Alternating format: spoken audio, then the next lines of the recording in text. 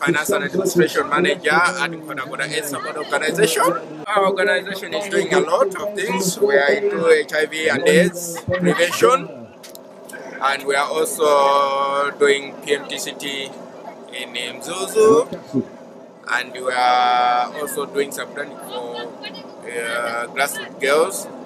This one we are targeting adolescent girls. So we are also targeting the most at-risk community, especially fishermen, vendors, sex workers, and truck drivers. Yeah, in this area we are targeting fishermen, vendors. As you saw earlier on, there was a market here where they sell a lot of commodities. So we targeted the vendors which were selling them their items here. At the very same time, the buyers who were buying the items from them, most of them are fishermen from the wreck side.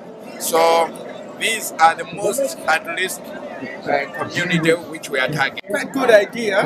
If you look at the way the cloud, the turn up of the cloud, it's good, and this actually has helped us actually to test more people than could have come earlier on our own. So this is a good idea. I think we are going to buy it as well, so that we will also do the same in other areas in order to reach more people.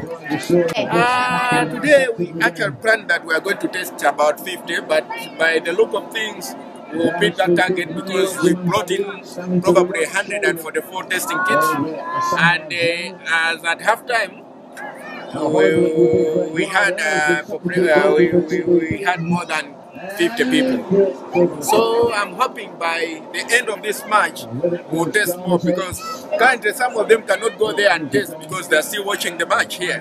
But after the match, I'm hoping we'll have a lot of people down there. Yes, it was a success. If you look at the turnout.